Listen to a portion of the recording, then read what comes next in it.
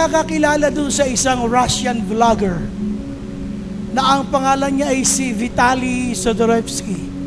Siya ay yung nanghaharas ng mga Pinoy sa Taguig at kung ano-ano kanyang mga sinasabing hindi maganda sa mga kababaihan. Sinisigawan niya yung mga babae naka-face mask.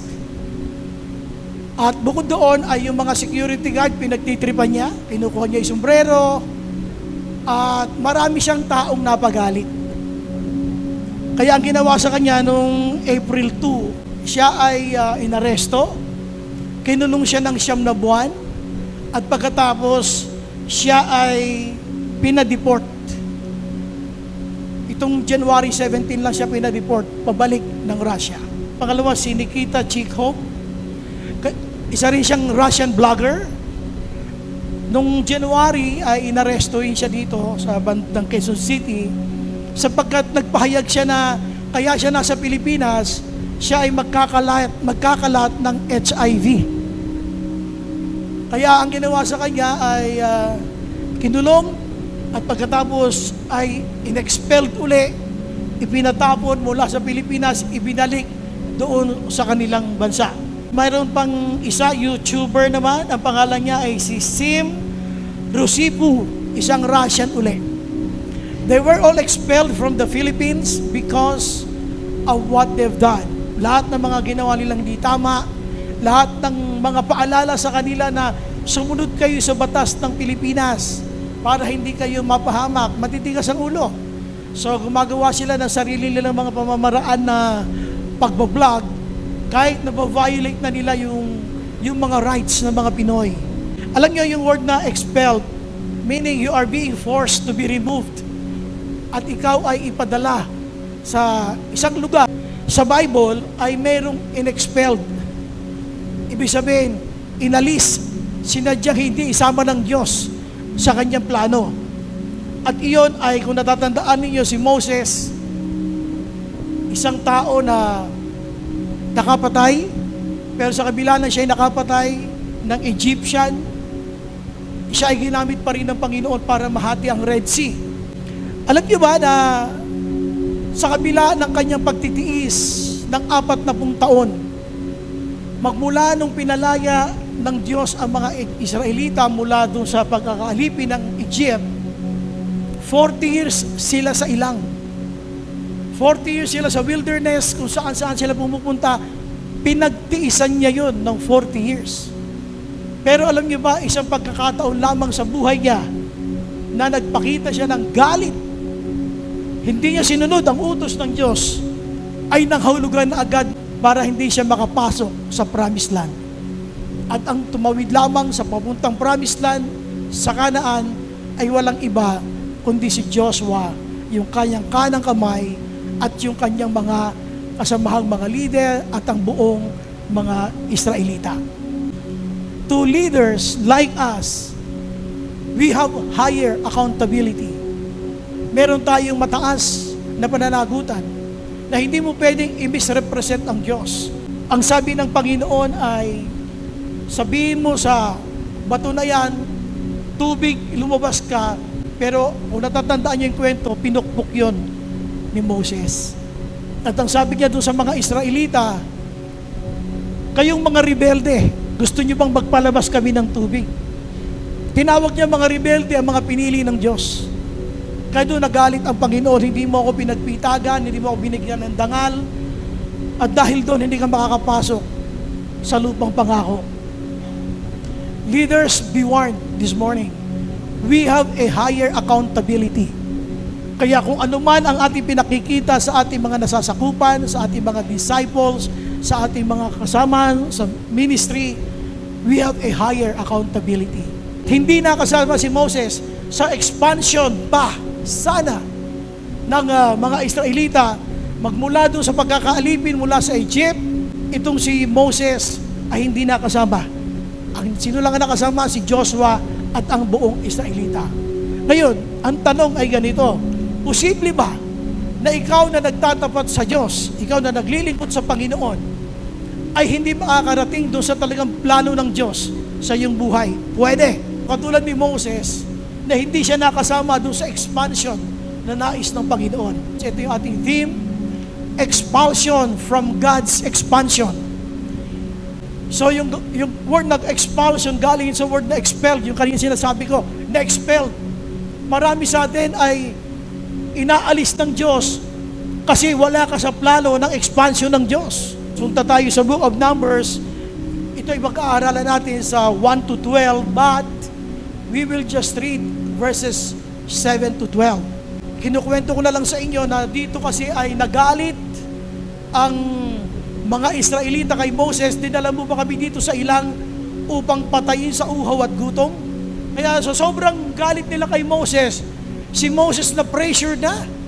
Alam nyo, kahit gano'ng kabait, actually pinagmamalaki siya ng Panginoon, Moses was a very humble man, sabi ni Lord. Pinagmamapuri ni Lord itong si Moses, kaya lang dumating sa sukdulan. Bumigay si Moses, nagalit siya. Yung 1 to 6 nito, makikita nyo dyan kung paano inutusan ng Lord si Moses, kaya lang dahil ang mga Israelita ay pinipressure siya, sinusumbatan siya, at kung ano-ano sila sabi sa kanilang leader na si Moses, bumigay siya. Kaya dito, then the Lord said to Moses, take the staff and assemble the community, you and your brother Aaron. Speak to the rock in their presence, and it will yield its water. You will bring water out of the rock for the community and their livestock to drink. So Moses took the staff from the Lord's presence as he was commanded. Then Moses and Aaron assembled the community in front of the rock, and Moses said to them, listen. Ito yung gusto kong tingnan ninyo ha. Hindi naman kasi ganito ang tawag ng Diyos sa mga Israelita. Pero dito, nag-imbento si Moses out of his galit. Iba ang lumabas sa kanyang bibig. Anong sabi niya? Listen, you rebels! Must we bring you water out of this rock? Tinawag niyang rebelde ang mga pinili ng Diyos. Kaya dito, nag-misrepresent siya. Hindi niya natuwa ang Lord. Kasi ang gusto ipakita ng Panginoon, yung kanyang pasensya, yung pagmamahal, yung pagtitiis niya. Pero dito, iba ang ipinakita ni Moses. Tinawag niyang mga rebelde. O baka ba't nagre-rebelde sila? Pero at that moment, papakitaan sana sila ng Panginoon ng kanyang kapangyarihan. Just by speaking to the rock, lalabas yung tubig na hinahanap nila. Kaya lang, napuno si Moses eh. Kaya yung leader mo, kahit gano'ng kabait yan, mapupuno din yan. Napupuno din ang mga leaders. Kaya dito, napuno ito. Kaya lang alam niyo ba na dahil sa pagkasalita niyang ito, yan ang dahilan kung bakit si Moses ay hindi nakapasok sa promised land. Actually, namatay siya bago sila Joshua ay nakatawid sa kabila. Then Moses raised his hand and struck the rock. Kung minsan paggalit tayo, nagdadabog tayo. Para maintindihan niyo ano yung effect na kinikreate sa atin pag tayo ay nagagalit ng wala sa ayos. Then Moses raised his hand and struck the rock twice. Hindi lang niya minsan pinukpok, kundi 2 beses niya pinukpok with his staff. Water gushed out, lumabas ang tubig, and the community and their livestock drank. O di, ang pogi ni Moses. Ang pogi ni Moses, wow, nakapagpalabas siya ng tubig. Pero hindi sa harapan ng Diyos. Sometimes leaders, maganda lang sa harapan ng tao, pero hindi sa harapan ng Diyos. Sometimes we look good in front of our followers, but not in the sight of the Lord. Kaya ngayon, ano nangyari kay Moses? Isang taong ginamit ng Diyos para mabiyak ang Red Sea, pero hindi nakapasok sa Promised Land. Isang tao na ipinagmalaki ng Diyos minsan dahil sa kanya kababaan ng loob, pero nang minsan siya magpakita ng galit, ay naging dahilan para hindi siya makapasok sa lupang pangako. So he was expelled. Hindi siya pinasama. Nakiusap siya kay Lord, Lord, baka naman pwedeng makasama ko, hindi pwede. At huwag mo nang babanggitin sa akin yan, Moses, ayoko na pag-usapan yan. Do you belong to God's expansion? Kung sasabihin mong you are part of God's plan for His expansion, makikita mo rin sa pag-aaralan natin kung you are a part of it. Pero, makikita mo rin naman dito sa mga pointers natin kung you don't belong. expulsion from God's expansion. Maganda ang plano ng Lord. Gusto niya tayong isama sa magagandang plano niya sa buhay pa natin. If we can only move forward, if we can only move on, ano yung unang-una na malalaman natin kung hindi tayo kabilang sa expansion ng Diyos o kabilang tayo? Unang-una yung tinatawag natin stiff-neckedness. Yan. Galing sa word na stiff-neck. Yan o. Putulin mo dyan. Ang stiff-neck, this is a metaphor. Ito ay isang parang paghahalin tulad. Narinig ko na yun, may nagsasabi sa atin na, "Uy, ang sakit ng ano ko. Ang leg ko, may stiff-neck ako." Alam mo yung stiff-neck? Yung hindi ka makalingon gano'n, pag lumingon ka, masakit. Tapos pag lumingon ka sa kaliwa o sa kanan, kasama yung katawan, gano'n. Pag sinabing stiff-necked, yung sobrang katigasan ng ulo. You don't accept advice, you don't accept correction. Sobrang tigas ng ulo mo, ito na yan. Tingnan ninyo si Moses, tingnan niyo si Moses. Then Moses raised his arm and struck the rock twice. Ang utos ni Lord, kunin mo yung iyong baston, sabi niya, at magsalita ka dito sa rock. Pagsalitaan mo. O parang kay Lazaro, Lazaro, lumabas ka, o kaya tubig, lumabas ka. Pero ano nangyari dito? Hindi siya nagsalita. Ano ginawa niya?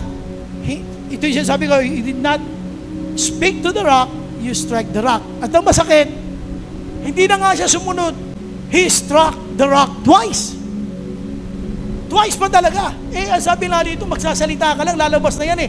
Dito, he struck the rock twice. At dito, ang sabi natin ng Bible, kung mababasa ninyo, totoo, lumabas pa rin. Alam niyo kung bakit lumabas pa rin? Kung ako si Lord, hindi ko palalabas yung tubig eh. Alam niyo kung bakit lumabas pa rin? Kasi, wala sa katigasan ng ulo ng leader, hindi nakabase sa tigas ng ulo ng leader, yung pagmamahal ng Diyos sa kanyang bayan. Kaya pa rin yan tugunan. May mga leader na nabubuhay sa immoralidad, pero binebless pa rin yung kanyang mga disciples, yung kanyang ministry. Bakit? Kasi mahal ng Diyos yung mga taong yun na nakailalim doon sa leader na yun. Kaya kahit anong gawin ng leader, gusto mo, mabuhay ka sa kasalanan, patuloy pa rin niya pagpapalain yung mga taong nasa ilalim mo dahil sila ay piniling bayan ng ating Panginoon. Still the water gushed out. Lumabas pa rin yung tubig. Kasi nga, nakatingin si Lord doon sa community na uhaw. Physically, uhaw sila. At uhaw sila doon sa imalang gagawin ng Diyos. Alam niyo kung bakit? Kung bakit ito gustong gawin ni Lord? They were about to cross the Red Sea. Ang gusto ni Lord, bago man lang kayo tumawid, makakita kayo ng isang himala na just by speaking to the rock, lalabas ang tubig. Para pagtawid nyo, kumpiyansa kayo, ang presensya ko'y kasama ninyo. Pero ano nangyari? Siningitan ni Moses ng pansarili. Kaya dito, because of his stiff-neckedness, tingnan nyo ano ang ginamit niya sa pagpapalabas ng tubig? Itong baston. Ito yung staff. Saan galing yung staff? Tingnan natin yung next slide. Sabi nito ng Bible, take the staff, and you and your brother Aaron gather the assembly together. Anong sabi niya? Speak to that rock. Hindi niya ginawa. He struck the rock. Ang tigas ng ulo. May mga leader na matitigas ang ulo. Ang sabi ni Lord, speak to that rock. But he struck the rock. Hindi lang once. He struck the rock twice. At dahil sa katigasan ng ulo dyan, ang sabi nito ng Bible, sabi ni Lord, speak to that rock before their eyes. Kasi gusto ni Lord magpakita ng himala sa kanila. Hindi naganap yung gusto dito ni Lord. Kasi nga, isiningit ni Moses yung kanyang galit. Minsan alam nyo, mahalaga sa atin galit natin. Mahalaga sa atin, masabi natin yung galit natin. Pero pagkatapos no, tsaka na lang tayo magsosorry. Huwag naman ganun. Sabi ni Lord, speak to that rock. Kailan sinabi ni Lord sa iyo yan? Pero ipinilit mo pa rin yung inis mo, yung galit mo. May sinasabi sa iyo, anak, santabi muna yung inis mo yung galit mo sundunin muna yung plano ko Ilang beses nating nakitang hindi tayo sumusunod sa Panginoon. Ipinipilit natin yung atin. Kaya dito, anong nangyari? Lumabas pa rin yung tubig. Pero ang tanong, yun ba ang gusto ni Lord? Hindi.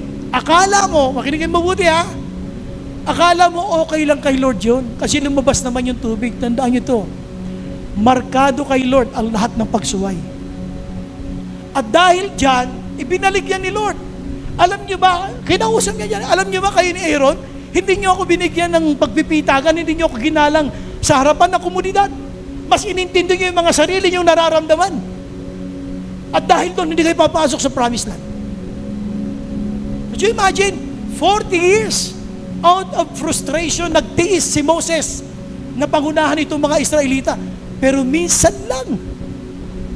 Si Moses minsan lang, pero ikaw madalas nainis. Dito lumabas ang kanyang galit. So, ang sinasabi natin ng stiff-neckedness, yung bang marami correction si Lord, marami advice sa'yo si Lord, you don't intentionally listen. You insist what you want. Dito, pinilit niya eh. Anong ginawa niya? 2 beses pa talaga niya pinukpok. You know? Then Moses raised his arm and struck the rock twice. Pinukpok na nga, hindi na nga sumunod, pinukpok pa, at no pinukpok, 2 beses pa. Galit na galit. Hindi ko alam kung siya galit, baka kay Lord eh. Baka nagmumurmur pa yun eh. Mga rebelding to, papainumin pa ng tubig, hindi na lang hayaang mamatay. Number 2, yung self-centeredness ni Moses.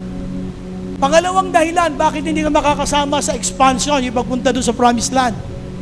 Pag ikaw na ang sentro, ikaw na yung sentro ng iyong buhay pananampalataya, ikaw na yung sentro ng buhay mo, ikaw na ang sentro ng ministry mo, ikaw na ang sentro ng gawain, hindi na si Lord. Verse 10, he and Aaron gathered the assembly. O sinunod nila. Ginather nila. Sabi ni Lord kasi gather eh. So ginather nila in front of the rock, and Moses said to them, listen. Dito maling-mali na siya. Wala naman sinabi si Lord na rebelde. Tawagin mo yung mga rebelde. Wala eh. So nag-misrepresent siya ng katangian ng Diyos. Yung kanyang patience, hindi lumabas dito. Sabi niya, listen, you rebels. Tapos yung pangalawa, tingnan niyo yung pangalawa, sinabi niya, ito ha, bakit self-centeredness? Ang sabi ni Lord, magsalita ka sa rock, maglalabas ako ng tubig. Eh bakit ngayon sasabihin mong, must we bring you water? Ano, ikaw maglalabas? Hindi ko maglalabas, ako maglalabas ng tubig. Sabihin mo doon sa rock, speak to the rock, and the water will come out. Pero dito, tingnan niyo, ang yabang ni Moses. Must we bring you water out of this rock?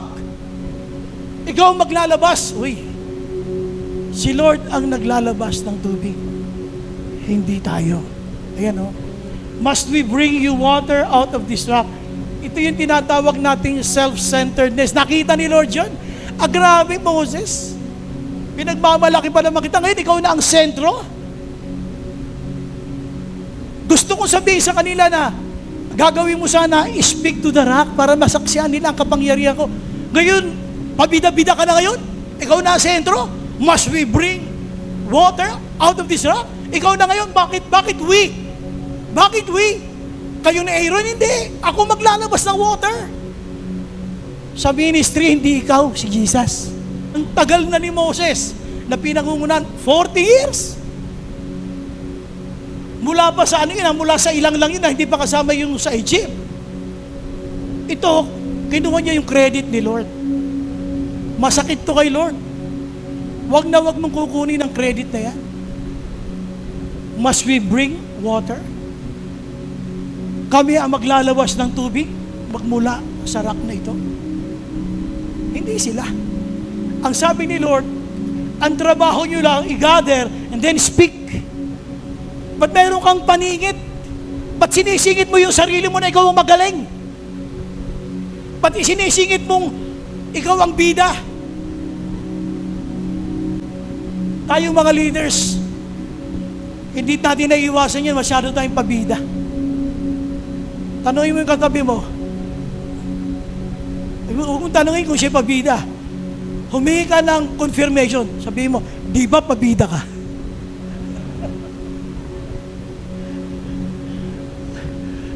confirmation na hingin mo. Huwag mong tatanungin kung siya pabida. Di ba pabida ka? Yung ganun. Mga pabida talaga tayo eh.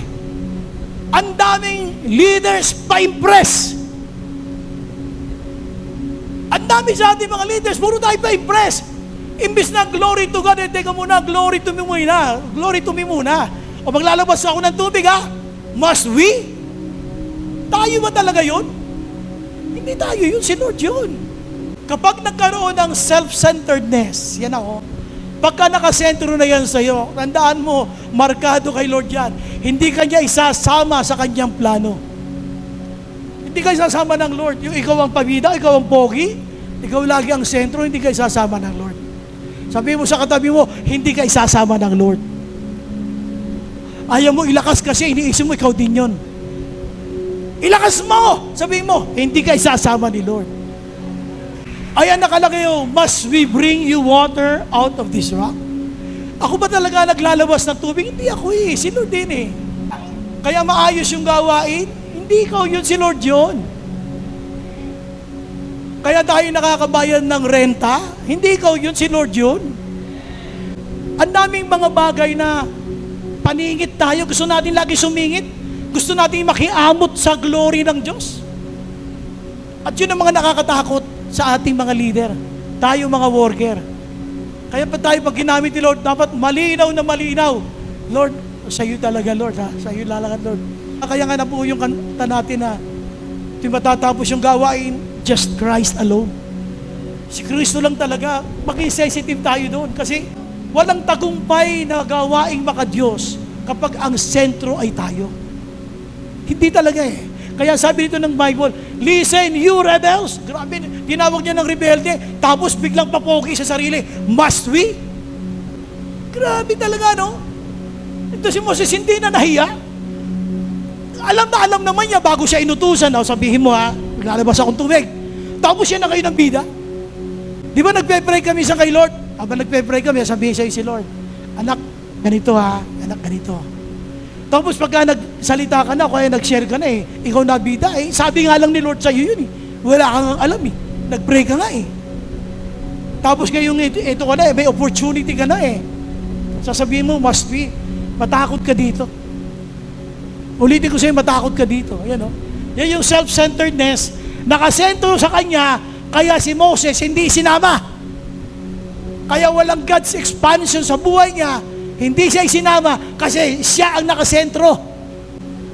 Hindi pwedeng tayo. Saan galing yung tungkod? So Moses, bago niya ginather yung community, yung assembly, sabi ni Lord, speak to the rock. Use your staff. Where did he get the staff? So Moses took the staff from where? From the Lord's presence. Galing sa presensya ng Diyos. Yung staff, just as He commanded him. Tapos, nung dala-dala niya na yung staff ni Lord, ang pogi siya na, must we? Ang daming ganun Pinagkalooban ng Diyos ng abilidad, nakakaalaman, skill, everything. Alam mo lahat kay Lord galing sa presensya niya yan Tapos yung nagsalita ka na ikaw na pogi, must we? Bunga ng panalangin. Bigay ng Diyos ay saan galing yung staff? Coming from the Lord's presence. Nung binigay sa iyo, pinagkatiwala sa iyo, gamitin mo yan para sa community, sa assembly. Nung binigay na sa iyo, ikaw na pogi. Sabi mo sa katabi mo, maya ka naman. Grabe. Kay linaw-linaw, sabi ni Lord, bago ka humarap sa assembly, get the staff. Where? From the Lord's presence. Dito galing yun. Hindi yung galing sa skill mo, hindi yung galing sa galing mo. Dito galing sa Lord's presence. Tapos yung dala-dala mo na ako na pogi. Yung mga self-centered leaders, huwag mong sabihin matagal ka ng leader. Si Moses, 40 years. Si Lord, sabi ng book of James, no respecter of persons. Ibig sabihin si Lord, walang itinatangi. Kahit gaano ka patagal, dito sa church, kahit ka pa ikaw yung pastor, Kahit ikaw ba yung deacons, wala sa tagal. Hindi pinag-uusapan dito yung katagalan, kundi yung katapatan. Dito, please, pag nakita ni Lord, grabe ito. Ilang taong ka palang nagdi-disciple, mas mayabang ka pa kay Moses. Si yung Moses nga, 40 years, Hindi ko yan, kumbaga hindi ko itinangi. Hindi ko isinama sa plano ko. Bakit? Siya ang sentro Pag leader ka, siya sentro-sentro ka, bibida-bida ka, hindi ka sasama dyan. Aalisin ka dyan ni Lord. Kaya sabi niya rito, must we? Wow, siya pogi. O sige, magpapogi ka habang buhay. Hindi ka kasama sa plano ko. Punta tayo sa number 3. Short-sightedness. Pag sinabi natin short-sighted, para bang pag malayo, hindi niya mabasa. Parang nearsighted. Pag malapit, nababasa niya. Ano yung short-sightedness dito? Again, this is a metaphor. Ito ay pagsasalarawan lang. Pag sinabi natin short-sightedness, hindi mo tanaw yung dulo. Ang mahalaga lang sa iyo ngayon at the moment. Kung ano yung mahalaga ngayon. Isipin niyo ito, ayan Ang mahalaga diyan kay Moses, galit niya. Ipinilit niyang ilabas yung galit niya at the moment. Hindi niya alam yung epekto. Yung long-term plan ni Lord, hindi siya nakasama sa promised land. Minsan marami tayong ganyan yung kaprasong bagay na enjoyment mo ngayon, na kasalanan, ipinagpapalit mo sa magandang plano ng Diyos sa iyo pag walang hanggan. But the Lord said to Moses, because you did not trust in me enough to honor me, leaders, I'm speaking to you. Ang dating karanasan ni Moses ay strike the rock. Minsan sinabi ni Lord, pukpukin mo yung batong yan at lalabas ang tubig. Lumabas yung tubig.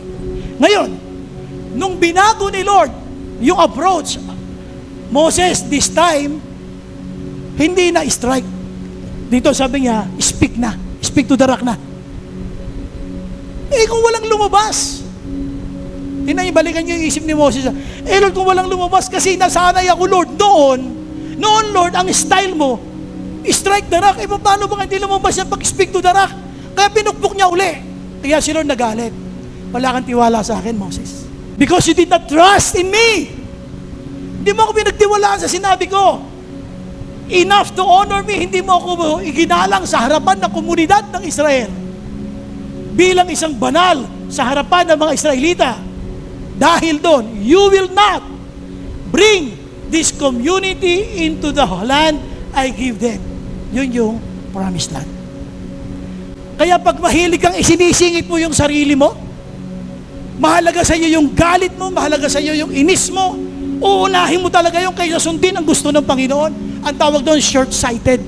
Ang nakita mo lang, yung moment na yon, hindi mo inintindi yung long-term plan ng Diyos para sa iyo. At dahil doon, yung kanyang short-sightedness, God's plan, yung pagpunta doon sa Kanaan, hindi siya nakasama. Maraming plano ang Diyos na hindi ka makakasama kapag short-sighted ka. Lagi mo lang tinitingnan ito, puro ito lang. Look at a bigger picture. Lakihan mo yung pananaw mo sa plano ng Diyos. Huwag ito lang. Ito kasi, inis siya. Galit siya. Masama loob niya. Inintindi niya yung kanyang inis at that moment. Pero anong kapalit ang hindi makasama sa lubang pangako? Ganun ka rin Minsan, gagawa ka ng kasalanan. Mag-enjoy ka sa isang kasalanan na pang 5 minutes, pang 10 minutes. Pag ilagay mo na pang 1 day na kasalanan, i-enjoy mo yan. Pero ang kapalit naman nun ay buhay na walang hanggan. Ano-ano yung mga pinagpapalit mong magandang plano ng Diyos sa buhay mo? Yung mga desisyong biglaan, desisyong mali, gagawin mo pa rin, kahit alam mo yung tama. Ang tawag doon, short-sightedness. Satisfying yourself at that moment at the expense of a better future. Wala kang pakialam kung ano sabihin nila, wala kang pakialam. Mahalaga sa'yo, nagawa mo yung gusto mo. Pero natuwa ba si Lord? Hindi. Ano ngayon ang mangyayari? Alam mo ano mangyayari? Pag ikaw ay short-sighted, tinitingnan mo lang yung at that moment, At that moment lang, hindi mo tiningnan yung bigger picture. Manonood ka na lang sa mga taong ipopromote ng Diyos. Manonood ka na lang doon sa mga Israelitang tatawid at ipopromote ng Panginoon makarating sa Kanaan. Alam niyo ba nangyari sa kanya yan? Dito kay Moses? Ang sabi ni Lord, dahil dyan, hindi ka nagtiwala sa akin, hindi mo ako iginalang sa harapan ng mga taong yan, you will not bring this community into the land I give them. Anong sinasabi niya? Hindi na ikaw magiging leader dyan. Maglalagay ako ng leader dyan na magdadala sa kanila doon. Sino yon? Si Joshua. Anong nangyari? Ikaw, na supposed to be the leader, pupunta ka na lang sa bundok ng Nebo, Mount Nebo, tatanawin mo na lang sila. Kung saan sila pupunta. Ito po yun, tingnan niyo. Deuteronomy chapter 3 verse 26. Anong sabi ni Lord? But because of you, sabi yan ni Moses sa mga Israelita, but because of you, mga Israelita, the Lord was angry with me and would not listen to me. Kasi diyan nakiusap siya, Lord, sige na please, baka pwede makasama ako sa promised land, Lord. Hindi. Pabida-bida kayo, di ba magaling ka? Di ba sinasabi mo, ikaw ang magaling? O sabi ni Lord, that is enough. The Lord said, wag mo nang babanggitin sa akin kahit kailan, ayoko na pag-usapan yan. See? Hindi ka big deal kay Lord pag sumuway ka sa Kanya. Pag sumuway ka, sige, bahala ka sa buhay mo. Hindi kayo tayo sasama sa plano ko. Ayan, no? That is enough, the Lord said. Do not speak to me anymore about this matter. Pagdating sa 27, ang sabi ni Lord, itong Pisgah na yan, yan yung Mount Nebo. Diyan ka na lang pumunta, Moses. Go up to the top of the Pisgah and look. Look ka na lang, look. Hindi mo na ma-enter yung promised land. Look west and north and south and east. Look, dalawang look yan ha. Look na lang siya. At the land with your own eyes, since you are not going to cross this Jordan. Ano ang sabi ni Moses sa mga taong yon? You rebels! Yung mga taong ang tingin mo, mga rebelde kayo, sila lang ang panonoorin mo ngayon na makakarating sa promised land. Pagmamasdan mo na lang sila, yung tawag mo sa kanila rebelde, silang mga palpak, silang mga walang kwenta, panonoorin mo habang sila ay pinopromote ni Lord. Dinadala doon sa promised land. Anong gagawin mo ngayon? Manonood ka na lang. Go up to the top of the Pisgah and look. Saan? West and north and south and east. Look at the land with your own eyes, since you are not going to cross the Jordan. Habang tayo ay naglilingkod sa Panginoon, yes, we can always commit mistakes. Pero kung tayo ay nagpapatuwid sa Panginoon, hindi matigas ang ulo natin, hindi tayo stiff-necked, meron pang chance upang maranasan natin ang habag ng Diyos. Lord, sige na naman, sama mo ako. Alam mo, sagot sa kanya ni Lord, ayan o. Enough, Moses. Tama na yung pagsusumamo mo. Do not speak to me anymore about this. Tandang-tanda ko paano niyo ako hindi ginalang. Tandang-tanda ko paano ka nagbibida-bida. Tanda ko paano ginawa mo. Sabi ko, speak to the rock, nag-strike the rock ka. Gusto mo ikaw hangaan ng tao, ikaw ang sentro. Tanda ko lahat yun, Moses. Kaya sabi niya kay Moses, do not speak to me about that anymore. Hindi kita papapasukin. Hindi ka kasama sa paglago. Hindi ka kasama sa expansion because tigas ng ulo natin ay magpakorek. Ayan o. Balik tayo dito. Short-sighted ka. Lahat ng gusto mo at the moment, isasatisfy mo yung sarili mo. You're not thinking of future plans ng Panginoon. This is short-sightedness. Kaya bandang huli, kahit anong gawin niya. Alam niyo maganda sa atin, you are listening now? May chance ka ba? Pwede ka bang magbago? Si Moses wala na. Pinakita ito kung gaano ka big deal kay Lord, yung kukunin mo yung kanyang glory. Lahat na nagpapabida-bida sa ministry, inaalis ng Diyos. Kaya dito makikita ninyo na grabe si Lord. Grabe talaga si Lord. Sabi ko, Lord, sana po Panginoon, sabi ko sa aming church, wala kayong masumpungang ganito. Magawa namin lahat ng plano mo para sa iyong church. masunod namin, Lord, ang mga plano mo para sa iyong church. So, let's conclude this message. Disobedience is not just breaking a rule. It is a sign of not trusting God's heart. Sinasabi natin, ang pagsuway ay hindi lamang sa pagsira sa kanyang kautusan. Yung pagsuway, hindi ka sumunod sa utos. Ito ay palatandaan na hindi ka nagtitiwala sa puso ng Diyos.